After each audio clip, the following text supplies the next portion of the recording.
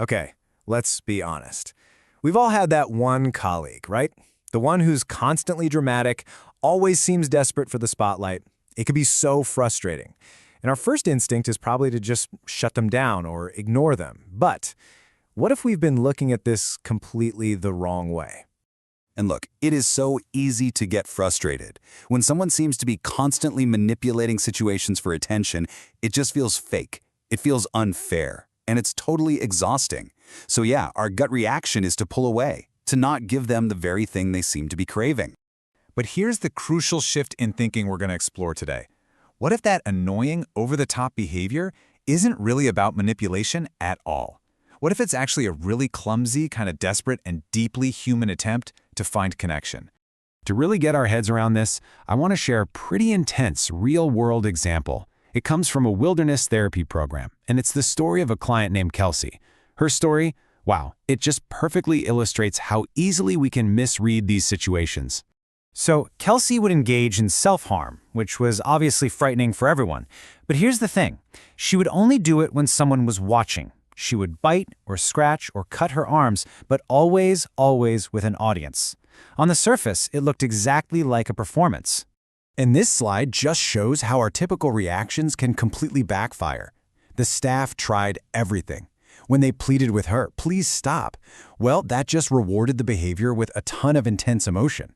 So then they tried ignoring her. And what happened? She escalated, injuring herself even more to get a reaction. Nothing was working. The breakthrough finally came when the team shifted their entire perspective. They stopped asking, how do we stop this attention-seeking? And they started asking a totally different question. What is the deeper need this person is trying to meet? This is the powerful shift from seeing attention as the problem to seeing a lack of connection as the root cause. This really breaks it down beautifully. You've got two paths here. There's our knee-jerk view, where we see the person as fake, obnoxious, and manipulative. But then there's the deeper reality. What if they're actually hurting? What if they're lonely or just feel completely lost? One view leads to judgment, the other leads to empathy, and maybe, just maybe, a real solution. And this is the key concept. Let's try to stop calling it attention-seeking and start calling it connection-seeking, because these behaviors are often the only way someone knows how to signal they're in pain. They're trying to find connection, just in a really dysfunctional way because they don't have the skills to do it any other way. Okay, so if we accept this new frame, how do we actually respond? Now, this is not about giving in or letting the behavior slide. No way. It's about a really wise, two-part strategy that addresses both the behavior and the underlying need, but at different times. Here's how it works. Step 1 is all about neutralizing that negative behavior right in the moment.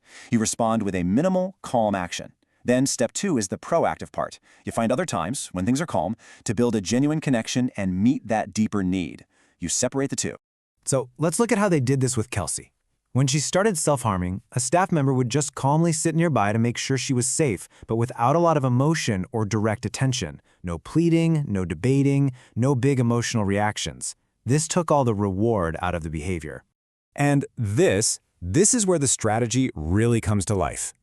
Later, when Kelsey was calm, the staff would proactively engage with her. They'd do crafts, teach her to cook, ask about her life. They were filling her connection tank when she wasn't using negative behaviors. It taught her that she could get that connection in positive ways. The goal they were aiming for is this powerful 5-to-1 ratio. Think about that. For every one corrective interaction, you aim for 5 positive, uplifting, or bonding interactions. This can fundamentally change the entire dynamic of the relationship. Okay, so I know what you're thinking. That's a very clinical, very intense example. How in the world does this apply to my colleague, who is just a lot?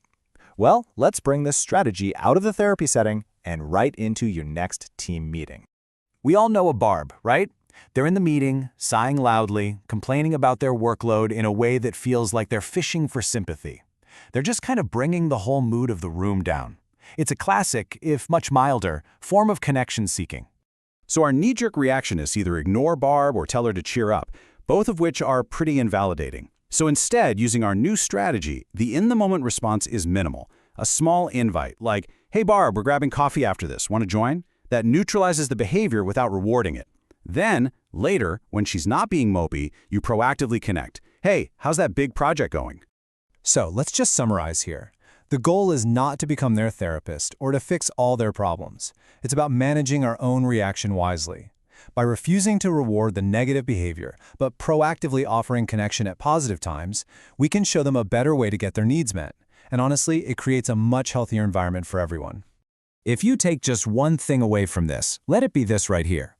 The annoying behavior you see on the surface, that's just the tip of the iceberg. The real work and the real solution is in understanding and addressing the lonely, hurting person underneath.